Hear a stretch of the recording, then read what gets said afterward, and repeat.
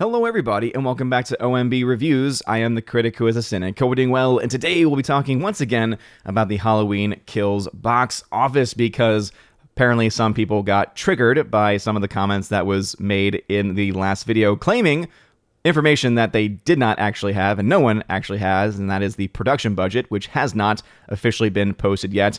And also the fact that when I made the comment that I did not think this was available on a streaming service, that it turns out that it will be available on a streaming service.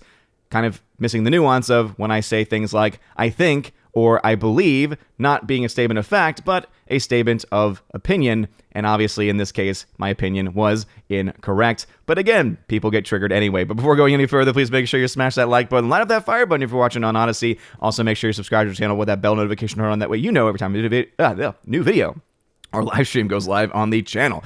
Always amazed whenever I'm able to get through that all in one breath. Anyway, so Halloween Kills, as I mentioned, is projected to make $35 to $55 million in its opening weekend domestically, ending up around $70 to $95 million in the domestic market by the end of its run. We can assume that this film will make a little bit of money overseas as well. So this film will probably be one of those movies that's, I would guess, probably in that $150 to $200 million worldwide number there. And again, even that could be a bit of a stretch. Really just don't know exactly how well this film during pandemic times is going to actually do, especially since it will be available on Peacock, which means that there will be a high quality pirate copy of this film available pretty early on in its release, by the very day of its release, in fact. And so that could easily have an impact on things like overseas performance and also even domestic performance as well. So that's something that we will have to, of course, keep an eye on. But the one thing that people were getting wrong, that they claimed I got wrong, in the really case, I guess you could say both of us were wrong, is the fact that this film does not actually have an official production budget yet. Now, some people are claiming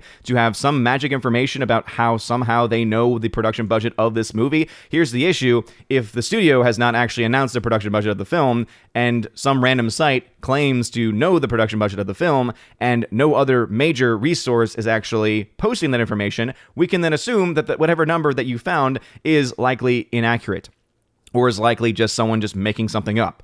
So I just want to put that out there that we really don't know the production budget of this film. Now, I was able to go back and look and see just how much every single Halloween film has cost as far as their production budget are concerned. And really the most expensive one that I could find in my quick search over it was back in 1998, where the production budget was around $17 million. And when you adjust that for inflation, that would have been around a $28.5 million production budget in today's numbers. And so when we take this into account, that around $28 million was the most that a film had cost in the Halloween franchise, then I was able to say, okay, so let's assume that because of the pandemic, films being delayed, and therefore cost growing because of that, again, cost of every single film has really grown because of all of the various delays. Let's say that worst case scenario as far as the production budget is concerned, let's just assume that the worst case scenario is a $40 million budget. I think that's a reasonable budget. You know, obviously it could be less than this, right? Notice my language here. It very well could be less than this. Again, people sometimes,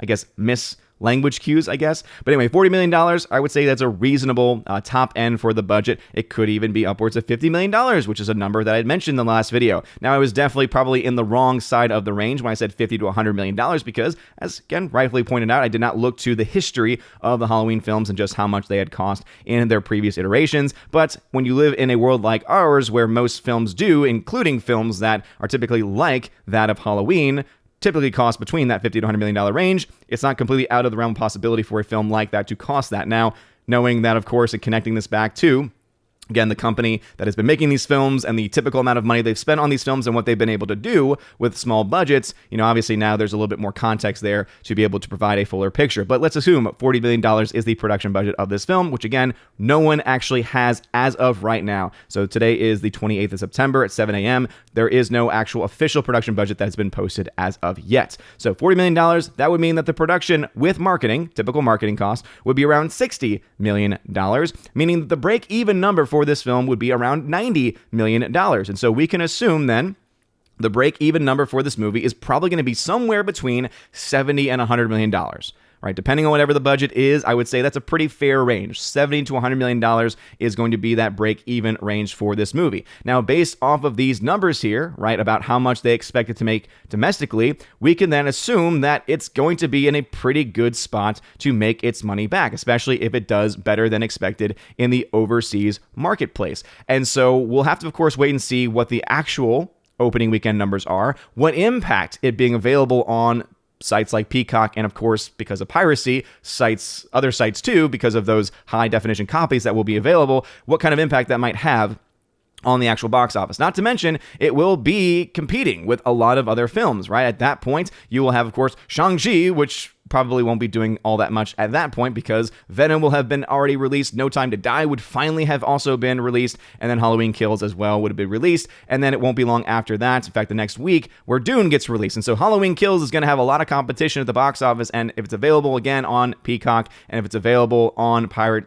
websites at a high definition copy, one could see that this number could very well come in lower than expected. And so I would say, based on my best guess, that Halloween Kills is likely going to be able to break even and make some profits, but it is nowhere near being a guarantee, as some people in my comment section in the last video tried to kind of spin it to be.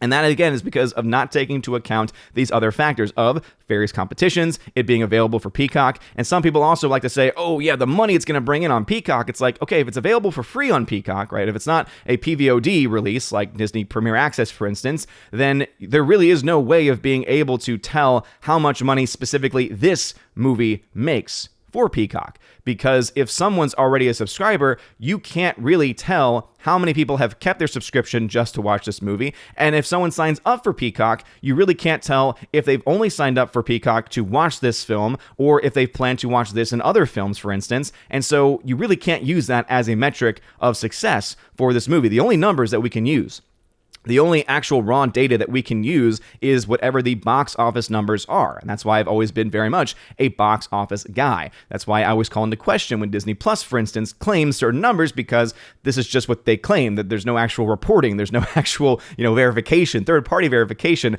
of the numbers that come out there, because it is, again, very difficult for us to be able to really tell exactly how well or how not well a film does. Now, I would say there's a little bit more validity to something like a PVOD release, like a Disney Plus Premier Access, because it is specifically money being paid for a specific film versus signing up for a service, right? Because some people try and claim, oh yeah, our subscriptions went up this high when this film got released, and so therefore, boom, we're successful. And that's really not a good way and a good metric of telling these things. But anyway, Halloween Kills, just again to kind of set the record straight, it is going to be available on Peacock day and date release. However, as I said, I think that's going to end up hurting this film more so than not, because even though it does not need to make as much as many of the other films that have come out this year, having a lower production budget as a reason, but again, the budget has not yet been announced, and so it could very well be lower than this $40 million.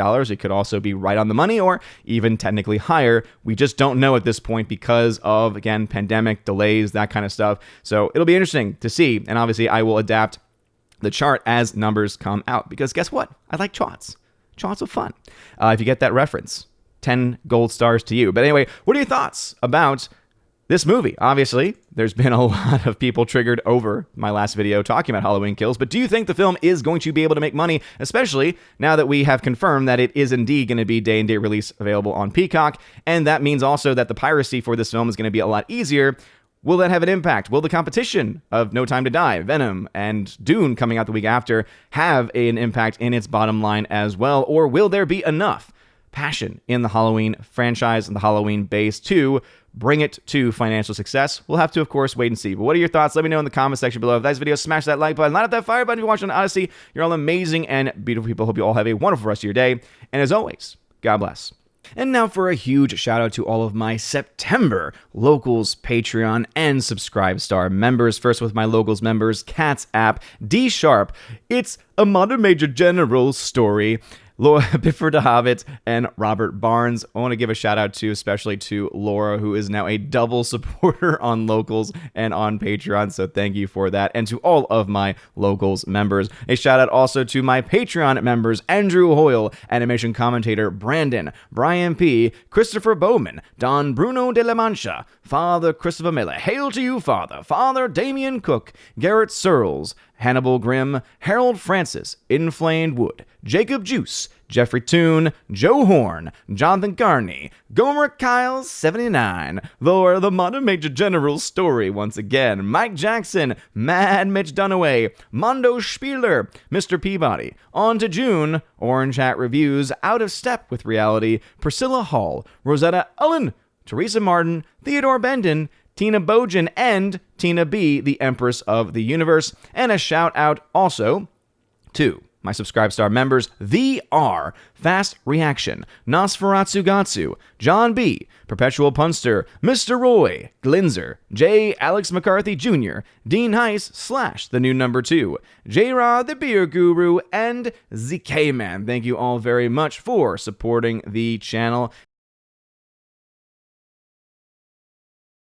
And I want to give a huge shout out to new members, one-time supporters over on Locals, Kara Tharp, K Tharp 56, and Brett D 90. Thank you again for being a one-time supporter over on Locals, and also to my newest Patreon member, Stan Gunovic. And hopefully I pronounced that correctly, but thank you for being my newest members. It really does mean a lot. And if you want to have your name shouted out at the end of every single video or live stream on the main channel, please check out the links in the description below, specifically that top link, which will bring you to all of the links to my various social media pages and also places of support as well. And remember that if you join at the Army of Asgard level, you also get access to giveaways of 4K titles. Right now, I have a live giveaway of Snatch on 4K Steelbook. I've also got ones for Dread, Wrath of Man Blu-ray. I've also got A Quiet Place Part 2 on 4K. I've got Top Gun on 4K, Sicario on 4K, tons of films and more to come, especially as more films are getting released for those giveaways. At the Keeper of the Bifrost level, you get all of that, plus you get access to an exclusive podcast that I do with John the Flick Pick Flickinger. Not only do you get to listen to the podcast, you also get to ask questions that we answer as much as we can and as fully as we can in a much more, I guess you could say, uncensored way, but again, a much more free-flowing way for our members over there at the Keeper of the Bifrost level above. And if you join the Chosen of Valhalla level, you get access to all of those things, plus in your first month, you get a free t-shirt, your choice, and I send it to you no matter where you are in the world. And also, you get to once a month be featured on the channel in the Chosen of Valhalla live stream, where we talk about movie, news, and pretty much anything that you want to talk about. So if that all sounds like fun to you, check out those links below. You're all amazing and beautiful people. Hope you all have a wonderful rest of your day. And as always, God bless.